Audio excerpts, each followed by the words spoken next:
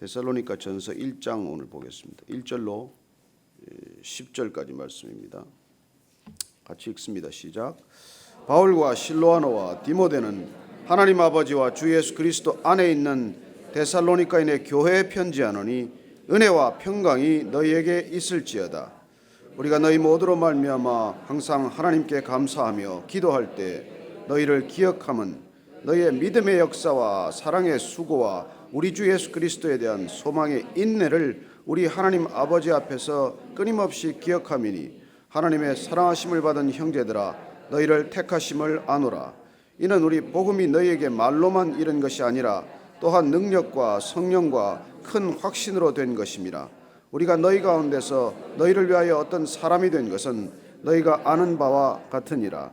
또 너희는 많은 환난 가운데서 성령의 기쁨으로 말씀을 받아 우리와 주를 본받은 자가 되었으니 그러므로 너희가 마게도니아와 아가야에 있는 모든 믿는 자의 본이 되었느니라.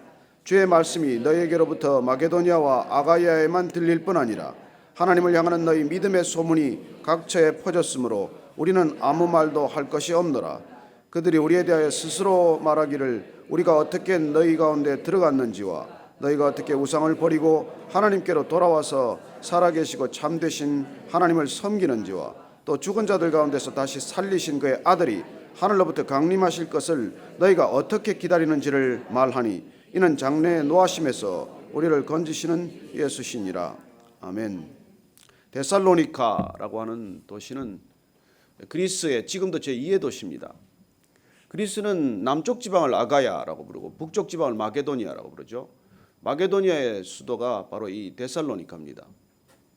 데살로니카는 BC 4세기 3세기경에 그쪽에 카산드로스 왕이 26개 마을의 주민들을 모아서 알렉산더 대왕의 그 이주 정책에 호응을 해서 자신의 왕비 이름을 따서 지은 도시예요. 그 카산드로스 왕의 왕비 이름이 테살로니카였고 그 테살로니카는 알렉산더 대왕의 이복 누이였습니다. 큰 도시였죠. 그러니까 이쪽 소아시아라고 부르는 지금 터키 지방과 그리스 지방을 연결하는 도로 이름을 비아 이그나티아라고 하는데 이그나티아 도로의 중심지에 위치하고 있는 굉장히 교통의 요충지입니다. 바울이 이런 도시를 다니면서 전도를 했다는 것은 대단히 의미 있는 일이에요. 시골 섬 다니면서 전도하는 것도 중요한 일이고 그곳에서 복음이 전해지는 것도 동일하지만 그러나 늘 바울은 어디에 복음이 필요한지 어떤 곳에 복음이 전해져야 할 것인지 지금으로 보면 대도시 전략적이죠. 도심 한가운데로 뚫고 들어가는 그런 전략입니다. 여러분들이 이곳 정말 서울에 살고 있다는 것, 한국 땅에 살고 있다는 것, 그리고 우리가 어디로 퍼져나가서 전도하고 우리가 어디로 퍼져나가서 복음을 전해야 할 것인지에 대해서 늘 어떤 귀중한 통찰을 주고 있는 그런 서신서들을 만나는 것이죠. 이 데살로니가 전서는 고린도 교회에서 쓴 편지입니다. 바울이 2차 선교 여행 때 쓰게 된 편지죠. 바울이 2차 선교 여행 때 이곳 데살로니카에 들러서 그는 한 3주간 정도 있으면서 교회가 탄생합니다. 바울이 가는 곳마다 교회가 탄생한다는 것이 얼마나 중요한 그 우리의 이 관점인지 모릅니다. 여러분 사울이 바울 되었기 때문에 바울이 가는 곳마다 교회가 탄생한다는 것이에요. 그래서 오늘도 말씀 가운데 교회가 무엇인지에 대한 분명한 그림을 다시 보게 됩니다. 우리가 오늘 이 데살로니가 전서를 시작하면서 바울이 선교 여행을 다니는 곳마다 어떻게 해서 교회가 탄생하고 그 교회는 어떻게 그 어려움을 견뎌냈는지 교회는 태생과 함께 늘 문제를 안게 됩니다. 여러분 신생아가 태어나면 얼마나 문제가 많습니까? 부모의 손길 없이 애가 어떻게 자랄 수 있습니까? 그렇죠. 그리스도인이 된다는 건 처음부터 성숙한 그리스도인은 아무도 없습니다. 마치 어린아이가 태어나듯 그렇게 힘겹고 어려운 시점을 지나게 되는 것이죠. 병치레도 해가면서 그리고 모든 것들 부모의 필요에 응답하는 부모의 관심과 배려가 있어야 자라듯이 교회도 마찬가지예요. 누가 온전히 그리스도인이 되면 바로 성숙한 성품을 보입니까? 미숙하지만은 그러나 시간이 지나고 또 주님께서 끝없이 그야말로 어린아이 그렇게 키우듯이 키워나가는 것을 보게 되는 것이죠. 오늘 교회가 어떻게 자라는지에 대한 그런 귀중한 인사이트도 얻을 수 있다고 믿습니다. 먼저 우리가 인사말 듣습니다. 편지의 서신서에 늘 인사로 시작하죠. 1절 말씀입니다. 시작. 바울과 실로아노와 디모데는 하나님 아버지와 주 예수 그리스도 안에 있는 데살로니가인의 교회에 편지하노니 은혜와 평강이 너희에게 있을지어다.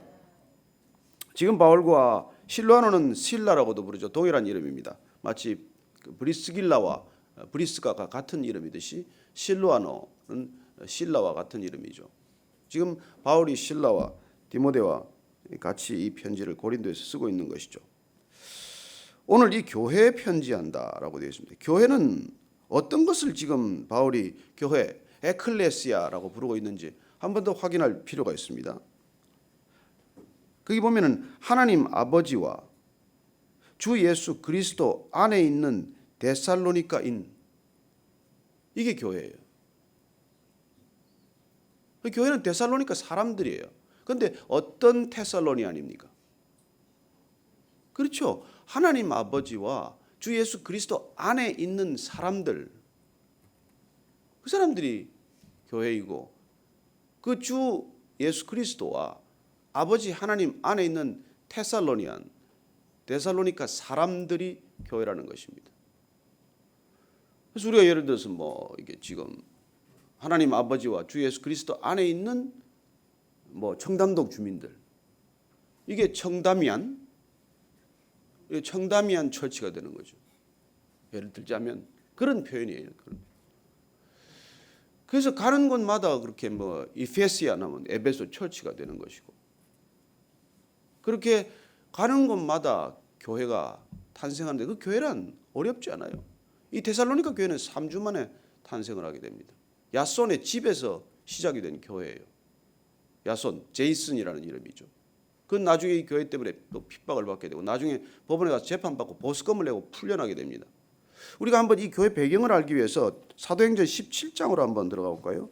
사도행전 17장을 보면은 바울의 데살로니가 전도의 모습을 보게 됩니다. 한번 우리 1절부터 9절까지 한번 쭉 다시 한번 읽어볼게요. 사도행전 말씀 17장 1절부터 읽습니다. 시작.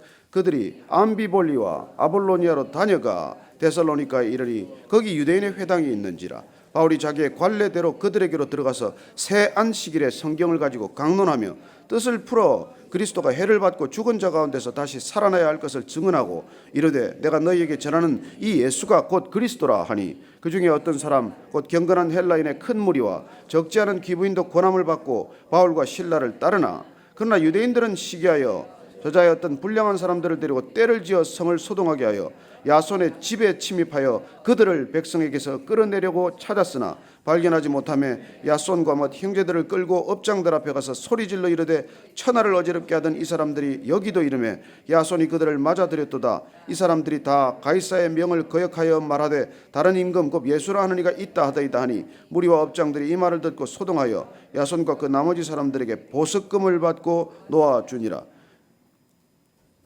바울이 유대인의 회당에 늘 들어갑니다. 가게 되면은 유대인들의 그 시나고그, 여러분 시나고그는 바벨론 포로에서 돌아온 뒤에 생긴 것들이에요. 그전에는 물론 예루살렘의 성전에서만 예배를 드렸지만은 예루살렘 성전이 다 회파되고 그렇게 바벨론 포로로 끌려갔던 사람들이 돌아와서 예배를 드리고 하기 위해서 이렇게 세워진 것들이, 회당들이 세워지기 시작하는 것이죠. 그래서 회당 중심의 예배가 드려지기 시작했습니다만, 유대인 회당에 가보신 분은 알겠지만 그것은 예배만 드리지는 않아요. 그곳에서는 마을의 주민들, 대소사들의 그런 의논도 있고 또 결혼도 하게 되고 여러 가지 마을 행사들이 이루어지는 것이죠. 그래서 어떻게 보면 지금 오늘날의 커뮤니티 처치의 어원이 된 것입니다. 그런 시나고그에 가서 늘 먼저 유대인들이 모여 있으니까, 또 이 데살로니가 지역은 굉장히 다양한 다민족들이 모인 곳이었습니다. 헬라인들만이 아니었어요. 디아스포라 유대인들도 있었고 다른 각지에서 온 사람들이 모여 있었기 때문에 그는 어쩌면 그야말로 다민족 사역을 위해서 이런 중점적인 거점 도시를 선택했다고도 보여지는 것이죠. 그래서 이곳에 가서 늘 가면은 회당을 먼저 찾아가게 됩니다. 그곳은 어쨌든 하나님을 아는 사람들이고 잘못된 신앙관이지만은 신앙적 열심이 있는 사람들이기 때문에 그들에게 너희들이 그렇게 믿는 하나님, 그분이 바로 예수님이다. 그 예수님이 바로 너희들이 기다리던 메시아다. 이 얘기부터 시작을 하는 것이죠. 근데 이게 얼마나 그 당시로서는 위험한 메시지인지 몰라요. 유대인들은 지금도 일신론입니다. 그래서 삼위일체론을 이해하지 못해요. 아니 유일신입니다. 하나님 한 분인데 어떻게 하나님은 세 분이냐? 이 말이 안 되지 않냐는 것이죠. 여러분, 이슬람도 유일신이에요. 같은 알라라고 하지만 하나님을 믿는 종교입니다. 이 강력한 유일신 종교 가운데 이제 기독교만이 사실은 하나님, 한 하나님인데 성부 하나님, 성자 하나님, 성령 하나님을 자꾸 말하니 지금도 이해 못하는 사람들이 태반인데 어떻게 그 당시에 그걸 이렇게 하나님을 모독하는 것이라고 오해하지 않을 수 있겠어요? 그 오해는 충분히 이해할 만해요. 그래서 가는 곳마다 이 메시지를 전하면 소동이 나게 돼 있어요. 예수가 메시아다, 예수가 하나님이다, 예수가 너희들이 기다리던 바로 그 구주다. 그렇게 말할 때마다 완전히 이렇게 그냥 난리가 나는 것이. 그래서 가는 곳마다 소동을 일으키는 사람, 이게 그들에게 붙여진 별명과도 같아요. 바울의 일행이 가면은 이런 일들이 자꾸 일어나니까. 그래서 정통 유대인들은 그를 가만둘 수가 없죠. 그래서 붙들러 갔더니 야손 집에서 늘 모여서 교회가 이미 생긴 것을 알고 그 집을 급습한 거나 마찬가지죠. 그래서 갔더니 그들은 또 아마 전도하러 나갔겠죠. 그래서 야손과 그 주인만 데려가서 보석금을 납고 풀려나게 됩니다. 그래서 베레아로 가게 되는데 베레아에서는 사람들이 좀 젠틀맨 라이크라고 되어 있어요. 더 신사적이에요. 그리고 그들은 그 회당에서 이 얘기를 하면 그 얘기가 맞나 안 맞나 이렇게 말씀에 비추어서 확인하는 비교적 신앙심이 더 성숙한 사람들을 만나게 됩니다. 그런데 이 사람들 데살로니가 사람들이 거기까지 쫓아와서 난리를 피우는 바람에 거기서도 또 피신을 내서 아데네로 가게 되죠. 어쨌건 바울이 편한 걸음이 아니었다는 것, 가는 곳마다 이 복음이 전해지는 곳은 소동이 일어났다는 것. 지금도 어쩌면 진정 우리가 믿음을 살기 시작하면 시끄러워집니다. 제가 예수 믿고 나서 처음 회사에서 한 일이 담배 금연을 시작을 했어요. 완전히 뭐 바보 되고 왕따 됐죠. 그 금연종, 왜냐하면 그때 지금이야 다 금연이지만 그때는 담배 뭐 사무실에 들어가면 아주 너구리 굴 같아요. 숨을 쉴 수가 없어요. 제가 담배를 피울 때인데도. 그런데 이제 담배를 못 피우는 사람 또 이게 여성분들은 뭐 이 목 때문에 어쩌고 일을 할 수가 없는 분위기예요. 그래서 조용히 제가 이게 이제 금연을 시작하자고 하면서 금연실을 하나 만들기까지 했어요. 근데 안 가는 거예요. 금연실에 안 들어가고 그냥 사무실 안에서 피우는 것입니다. 그래서 뭐 믿음으로 무슨 일을 시작하면 늘 반대에 부딪히게 돼 있어요. 뭐 쉬운 일이 하나도 없습니다. 그래서 오늘 이 바울이 가서 겪는 고통을 우리가 알면서 그 데살로니가 교회가 그렇게 생겨졌는데 이 교회가 믿음을 제대로 지키고 있다는 소식을 듣고 바울이 얼마나 가슴이 흥분했겠어요. 갓 낳은 아이가 잘 자라고 있다. 그런 소식을 들은 것이죠. 그래서 오늘 2절 말씀 이하를 읽습니다. 시작. 우리가 너희 모두로 말미암아 항상 하나님께 감사하며 기도할 때 너희를 기억하면 너희의 믿음의 역사와 사랑의 수고와 우리 주 예수 그리스도에 대한 소망의 인내를 우리 하나님 아버지 앞에서 끊임없이 기억하미니 하나님의 사랑하심을 받은 형제들아 너희를 택하심을 아노라. 여기 오늘 복음에 대한 모든 것들이 다 들어있어요. 중보기도에 대한 핵심도 들어있습니다. 오늘 보십시오. 너희 모두로 말미암아 항상 하나님께 감사합니다. 여러분 무엇 때문에 감사하세요? 내 일이 잘 풀려서 감사합니까? 믿음 안에서 믿음의 형제들이 그렇게 신앙이 잘 자란다는 것, 이게 얼마나 감사합니까? 그런데 기도할 때 너희를 기억한다고 되어 있습니다. 이 기억한다는 말의 원뜻은 사실은 언급하다라는 뜻이에요. 그 사람의 이름을 언급하는 것입니다. 그게 기억하는 거예요. 그래서 기억이란 여러분 이름을 기억하고 있는 것 아니에요. 그래서 기도할 때 이를 기억한다는 것은 기도할 때 그 사람의 이름을 이렇게 하나님께 올려드리는 것이죠. 그 누군가의 이름을 기억하고 기도할 때 그 이름을 기억해서 하나님께 올려드리는 것, 이게 중보 기도예요. 그 사람의 형편과 처지를 우리가 다 모르지 않습니까? 때로는 기도 제목도 모르잖아요. 무슨 일이 일어나야 될지도 모르지 않습니까? 그럴 때 그냥 그분의 이름을 하나님께 올려드리는 것이 그게 중보 기도고 그게 기도를 할 때 기억한다는 것이죠. 그래서 그분이 이렇게 그들을 위해서 기도하는 게 그 사람 지금 뭐 병 낫게 해주세요. 뭐 재정이 어려운데 재정 풀리게 해주세요. 이런 기도도 우리가 드려야 하지만 그보다 더 중요한 기도를 지금 듣게 됩니다. 3절 말씀 보면 너희의 믿음의 역사와 사랑의 수고와 우리 주 예수 그리스도에 대한 소망의 인내를 위해서 이걸 기도하는 거예요. 사도 바울이 복음을 깨달았습니다. 그리스도의 복음을 깨달았어요. 십자가의 복음을 깨달았습니다. 이 복음을 받고 그는 어쩔 줄을 몰라요. 그래요. 복음은 헬라인에게나 야만인에게나 누구에게나 구원을 주는 하나님의 능력이 된다는 확신이 생겼어요. 복음 위에는 다 하찮은 거예요. 그래서 그는 십자가만을 전하기로 결정합니다. 어디를 가나 십자가의 도만을 전하기로 결정을 하는 것이죠. 그래서 안 그래도 어눌하다는 평가를 받게 되는 것입니다. 좀 세련된 문구, 화려한 수사 이런 것들을 그 당시에 다 헬라 철학을 한 사람들이나 소피스트들이 전하는데 맨 십자가만을 전하니 저 사람은 도대체 무슨 할 말이 저렇게 없나 그러지 않겠어요? 그래서 그는 십자가의 복음 이걸 능력으로 그는 받아들였기 때문에 가는 곳마다 다른 것들은 다 배설물로 여기고 그걸 전하기 시작을 한 것이죠. 그런데 그가 이 복음 가운데서 복음이라는 걸 열어보면 열어볼수록 그 안에 세 가지 씨앗이 있는 것을 발견하게 됩니다. 그게 믿음, 사랑, 소망이에요. 복음을 까보니까 그 안에는 십자가의 복음을 까보니까 거기에는 믿음이라는 씨앗이 있고 사랑이라는 씨앗이 있고 소망이라는 씨앗이 있는 거예요.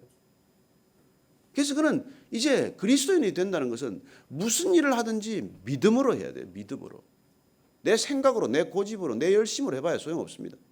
다 넘어집니다. 믿음으로 해야 된단 말이에요. 믿음으로. 무슨 일을 하든.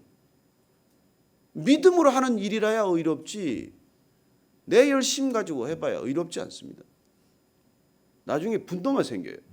나는 이렇게 열심을 했는데 왜 이렇게 나를 이렇게 푸대접하나. 믿음으로 해야 된단 말이에요. 이게 기도 제목이라니까요. 두 번째는 사랑으로 수고해야 된다는 거예요. 애를 써요. 애를 쓰는데 뭐 때문에 애를 써요? 사랑하기 때문에 애를 써야 돼요. 여러분 사랑하지 않는데 애 쓰는 것 그건 사람한테 상처 주는 일이에요.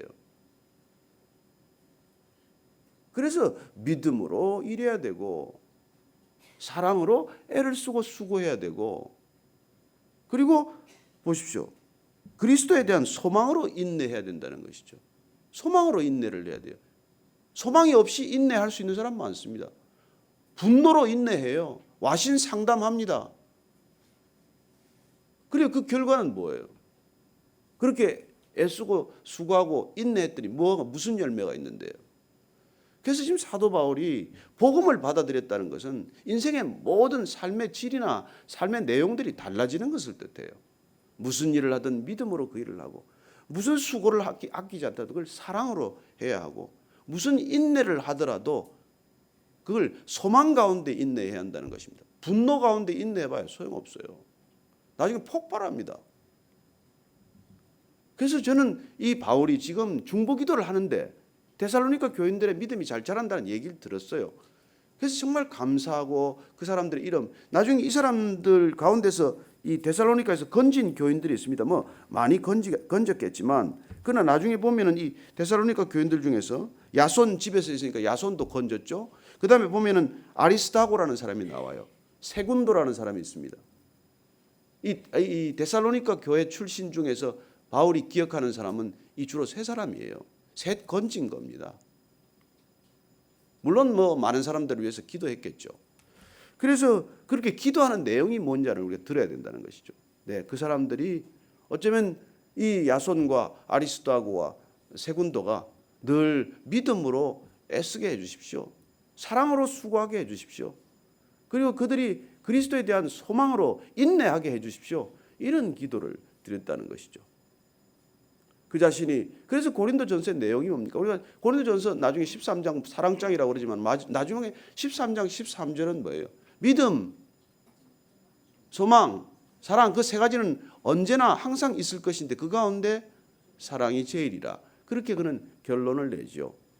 그래요. 믿음으로 또 인내로 그리고 다 사랑으로 할 때 이 사랑이라는 게 키워드로 그는 뽑는 것이죠. 그러나 어쨌든 복음의 세 키워드는 이 세 씨앗은 이 믿음, 소망, 사랑이라는 게 이게 계속 그의 이 서신서에 나오는 주제어 후렴구와도 같은 것이죠.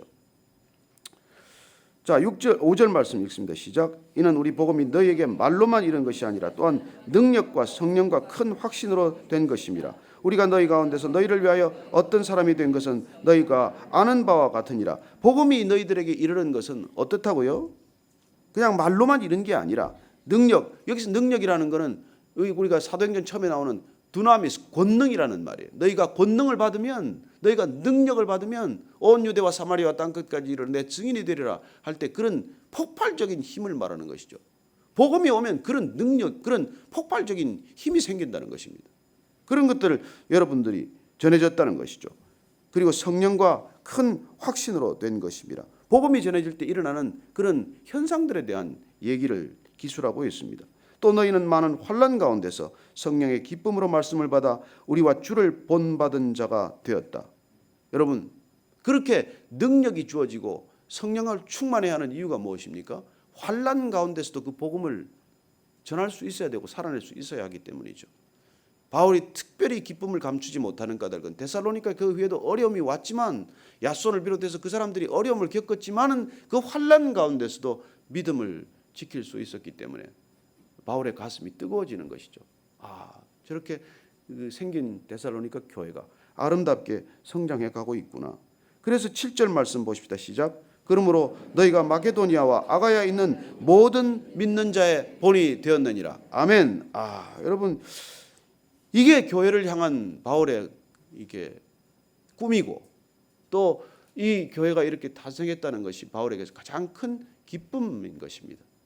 그는 수고를 아끼지 않았지만은 이런 소식들이 들릴 때마다 그는 기쁨을 감추지 못했습니다. 저도 뭐 짧은 신앙생활 동안 제가 보스턴 온누리교회 같이 섬겼고 그리고 또 서울에 와서 온누리교회를 섬겼지만 그 보스턴 온누리교회는 늘 마음에 이렇게 남아 있어요. 처음 시작한 그 교회가 잘 가고 있나. 그래서 정말 눈물로 때로 기도하고 와서 소식을 들으면 막 가슴이 이렇게 뛰고 할 때가 있어요. 근데 또 쪼개졌어요.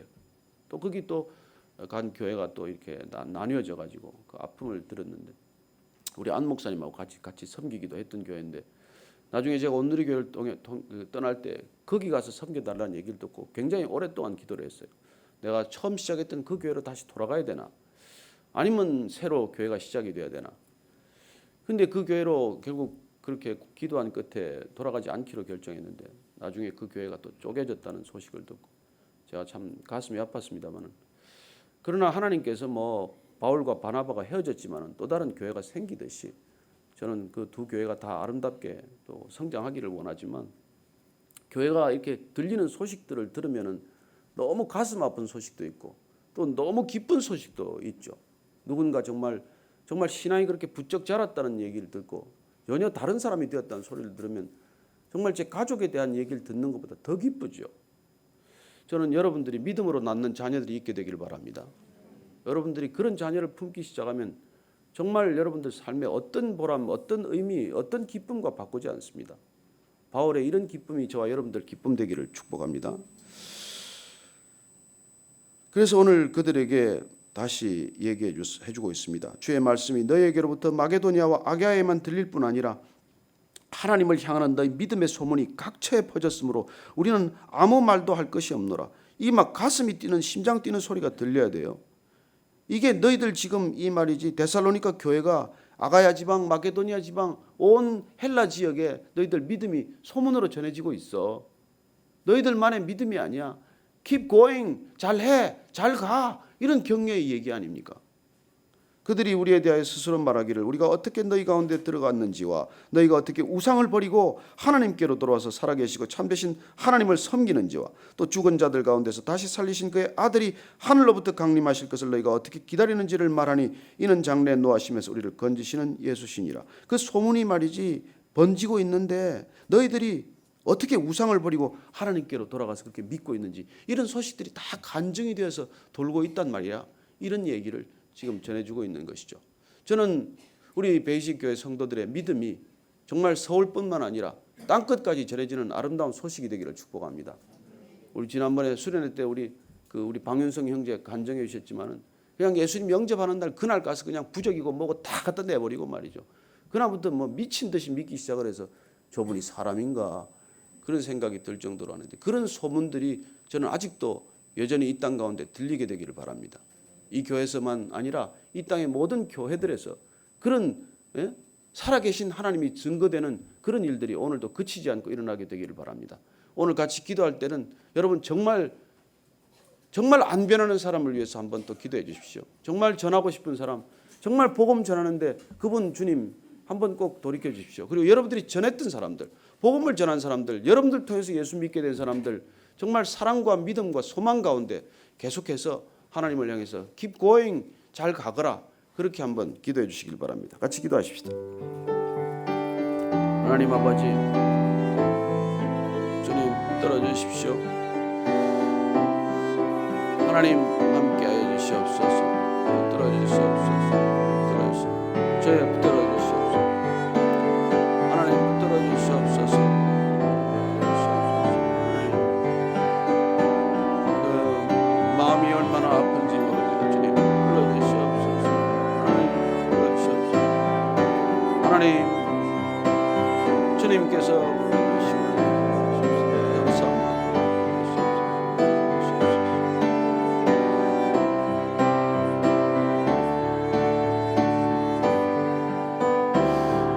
하나님 아버지, 좋은 소식 듣게 하여 주옵소서. 이 땅의 교회들로부터 좋은 소식 듣게 하여 주옵소서. 다투고 싸웠다는 얘기가 아니라 정말 주님 아름답게 교회가 주의 믿음을 증거한다는 그 복된 소식 듣게 하여 주옵소서. 하나님, 이 땅의 모든 교회들 주인은 오직 주님 한 분이십니다. 이 땅의 모든 교회 머리는 오직 예수님 한 분이십니다. 주님, 이 교회를 움직이시는 분은 오직 성령님 한 분이십니다. 교회마다 좋은 소식 들리게 하시고 교회마다 연합했다는 소식 듣게 하여 주옵소서. 이제는 십자가에서 하나됨을 선포하신 우리 구주 예수 그리스도의 은혜와 하나님 아버지의 크신 사랑과 성령의 기름 부으심이 오늘 사도 바울의 그 가슴 뛰는 소식, 그 소식이 이 땅의 모든 교회들에게 들리기를 원하는 이 자리에 고개 숙인 모든 믿음의 성도들 위해 지금부터 영원까지 함께 하시기를 간절히 축원하옵나이다. 아멘.